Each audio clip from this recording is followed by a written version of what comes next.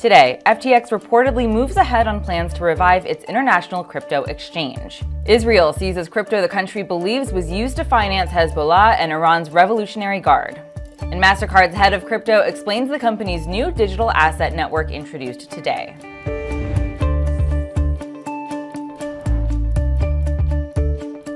Welcome to CNBC's Crypto World. I'm 𝐂𝐑𝐘𝐏𝐓𝐎. Major cryptocurrencies slightly in the red today. As of noon Eastern, Bitcoin inched lower but was still trading above the $30,000 level. Ether traded around $1,850 and Polygon's Matic token fell 3%. Okay, let's get right to the top stories today. FTX is starting talks to relaunch its international crypto exchange.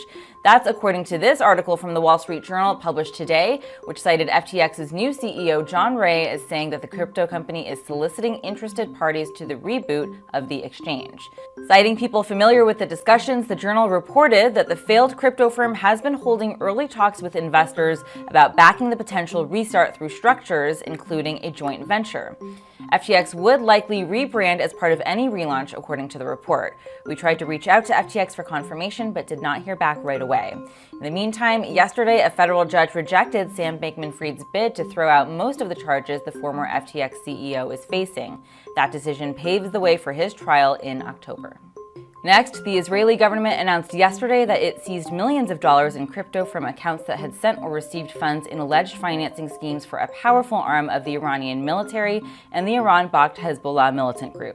Israeli Defense Minister Yoav Gallant said that for the first time ever, Israel's National Bureau for Counterterror Financing confiscated crypto from Hezbollah and from Iran's Quds Force. Both have been designated by the U.S. and some other governments as terrorist organizations and locked out of the traditional global financial system. Chainalysis said their tools played a role in this, quote, landmark national security achievement. In a blog post, the blockchain analytics firm said that Israel seized a total of about $1.7 million worth of crypto and disrupted cryptocurrency-based terrorism financing infrastructure run by two organizations. Finally, MasterCard, the world's second-largest card network, just introduced what it's calling the multi-token network, which is aimed at financial institutions, fintech companies, and businesses.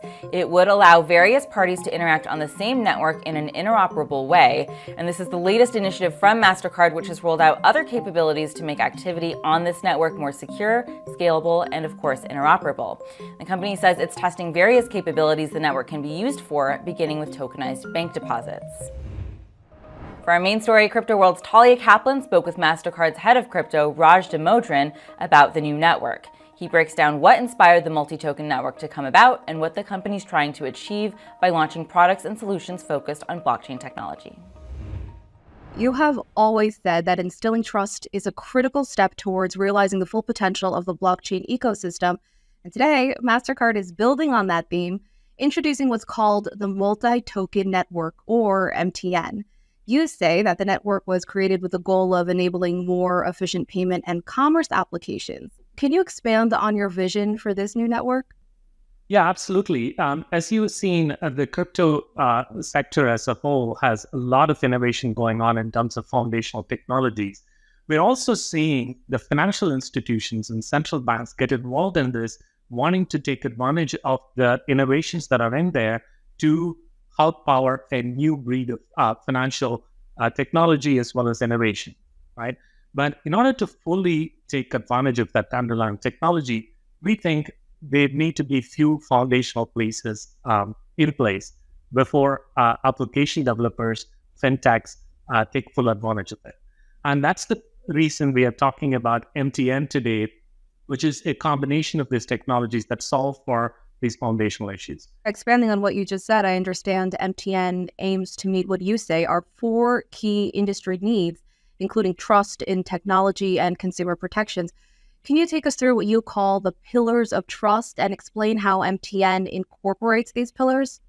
Yeah, absolutely. The first one, really for financial institutions or any the fintechs and businesses to develop applications, is really knowing who you're developing for, the identity. Knowing who the person is on the other side of the transaction is such a foundational thing for formal financial applications. We think that should be the number one building block that is needed. So we took the first step on that by launching the MasterCard Crypto Credential earlier this year, where people are starting to use it for powering cross-border transactions. And that kind of identity mechanism that is purpose-bound to the kind of transaction and the interaction that you need to have is key to building any successful application. The second piece of this is really, what is the currency? What is the payment token that's going to power these transactions and applications? Now, we think the financial institutions are handling all of the deposits for consumers and businesses. And today, that hasn't gotten the power of programmability and immutability and fast moment of value that the blockchain technologies offer. It hasn't benefited from that. We think bringing that tokenized forms of bank deposits to power this network will help applications to be developed that actually addresses all aspects of the economy, not just a smaller sector. Right? So that is the second piece. And the third piece, which you alluded to already, is the technology itself. People need to understand how that works and need to be able to trust the technology for it to work with other networks. If you provide a blockchain-based network, it needs to interact with the real world. It needs to provide transfers of value, make sure that it can be trusted and scale. So that is another aspect. But none of this comes together without a common rule set that everyone can follow, where consumers and businesses are protected with the right set of protections. And because things do go wrong, we can't always automate everything away in algorithm.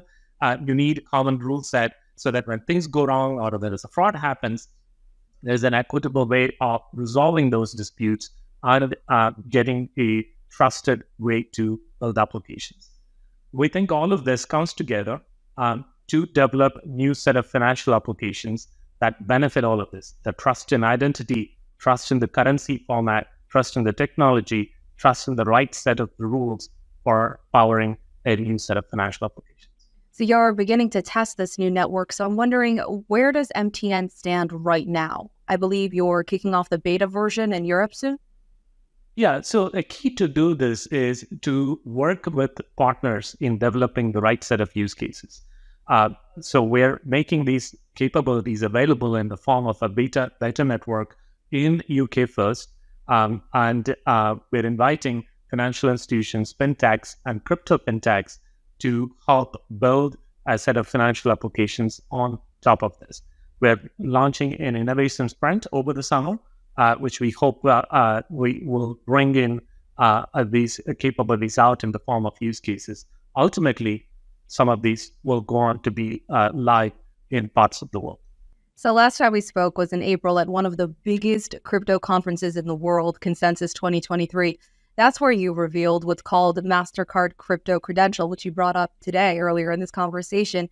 And Crypto Credential essentially established a set of standards and infrastructure that MasterCard believes will help authenticate interactions among consumers and businesses using blockchain networks. Now, here we are 2 months after you debuted Crypto Credential at Consensus. So I'm wondering, how is that service going so far, and what has it been able to achieve? That's right. We talked about Crypto Credential at Consensus, and we launched it with a number of partners. They're hard at work in integrating that capability. We hope to get that cross-border transactions live soon. So that is the number one. Second, since then, we've used the capability in some of the work that we've been doing on the central bank digital currencies. In particular, Australian project, Australian Central Bank, Reserve Bank of Australia, wanted to bring their central bank digital currency to the public blockchain to pay for an NFT. So that requires you to KYC the person, identify the person, interact with that wallet using our technology, Crypto Credential technology. So we've been using that, and we're continuing to use it in other projects, including the MTN that we announced today. It is the key building block that will power the identity side of the MTN. So what's your goal with all these new projects in the digital asset space? Do you think there's perhaps a race to create a global blockchain network, especially as it pertains to payment systems? And is this development part of an effort to win that race? Yeah, we don't think of it as a race. I think we always approach the opportunity in terms of choice. We want to provide choice to our customers in terms of how they move value. And we as you know, well, we run a card network. We also enable cross-border payments. We have an open banking network. So what we hope is that this, with the set of foundational capabilities that we're building for the right participants, this would be a great way to write financial applications, to move value across the borders, to be able to power businesses with flexible financial applications. This MTN network will bring a credible choice in that respect. You'll be able to watch that full interview with Raj Demotran on cnbc.com/cryptoworld. That's all for Crypto World today, but we'll be back again tomorrow. So